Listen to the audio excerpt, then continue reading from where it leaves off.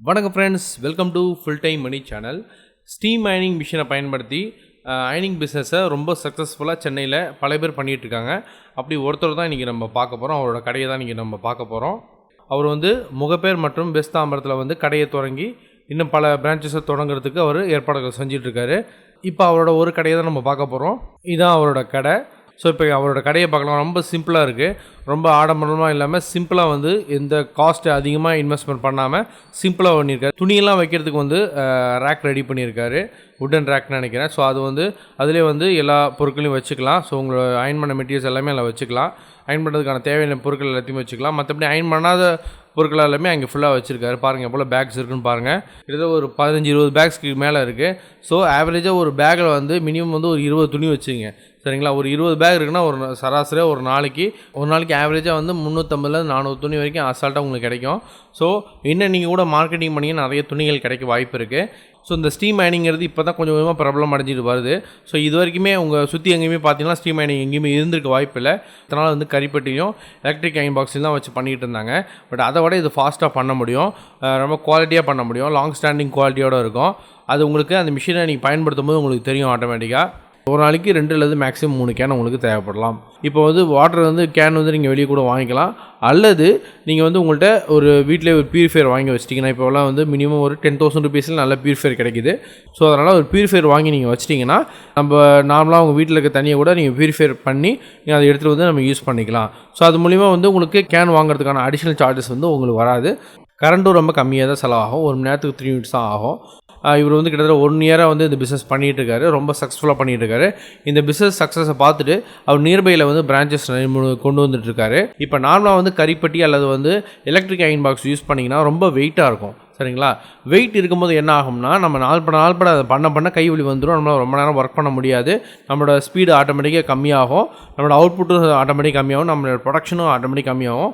So நிறைய துணி iron பண்ணுற இடத்துல கொஞ்சம் ரொம்ப கம்மியாக பண்ணுவோம். அதனால் ப்ராஃபிட்டும் நமக்கு கம்மியாகும். பட் நம்ம அயன் பாக்ஸ் பார்த்தீங்கன்னா ரொம்ப வெயிட் கம்மி. ஸோ ஈஸியாக பாருங்கள் எவ்வளோ ஈஸியாக மூவ் பண்ணுறான்னு சொல்லிட்டு. ஸோ இது மூலிமா ஸ்டீம் இருக்கிறதால கூடுதல் பெனிஃபிட். ஸோ ஸ்டீம் வெளியே எங்கேயும் போகாமல் கீழே அப்சர்வ் பண்ணும். அதுக்கான வேக்கம் இருக்குது.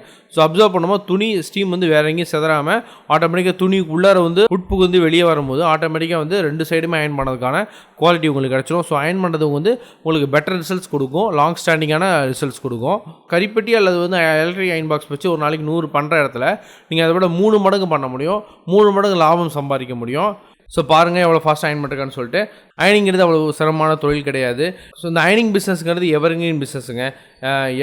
எந்த காலத்துலையும் இதுக்கு டிமாண்ட் இருந்துகிட்டே இருக்கும். எப்படி ஒரு மளிகை கடைக்கும் பால் கடை இது மாதிரி காய்கறி கடைகளுக்கு எவ்வளோ லாங் ஸ்டாண்டிங்காக டிமாண்ட் இருந்துகிட்டே இருக்குமோ அதே மாதிரி இந்த பிஸ்னஸ்க்கு டிமாண்ட் இருக்குது. ஆனால் மற்ற பிஸ்னஸ்லாம் பார்த்தீங்கன்னா இப்போ மளிகை கடை, பால் கடை, காய்கறி கடை நீங்கள் பொருள் வாங்கி வைக்கணும், அது வீணாகும், கெட்டு போகும், இதெல்லாம் வாய்ப்பு இருக்குது. நம்ம அயனிங் பிஸ்னஸில் அப்படி எதுவுமே கிடையாது.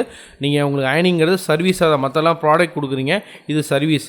ஸோ இதில் உங்களுக்கு எந்த காஸ்ட்டுமே கிடையாது அந்த பிஸ்னஸ் கம்பேர் பண்ணும்போது. அதே மாதிரி எவர்கிரீன் பிஸ்னஸ் எப்பயுமே டிமாண்ட் இருக்க ஒரு பிஸ்னஸ். அயன் பண்ணி போடாதவங்களாம் இப்போ நம்ம பார்க்கவே முடியாது.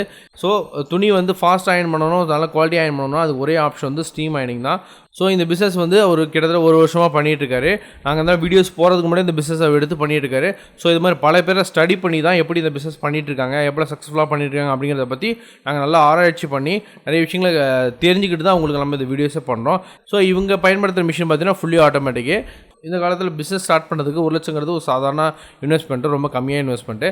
ஸோ அந்த 1 லட்சம் இன்வெஸ்ட்மெண்ட்டில் எந்த நஷ்டமும் வராமல் ரொம்ப ப்ராஃபிட்டபுளான ஒரு ஐடியா என்ன சொல்லி கேட்டிங்கன்னா அது கண்டிப்பாக ஸ்டீம் அயனிங் பிஸ்னஸ் தான். ஸோ இந்த கடைக்கு நீங்கள் நேரடியாக கூட வரலாம்.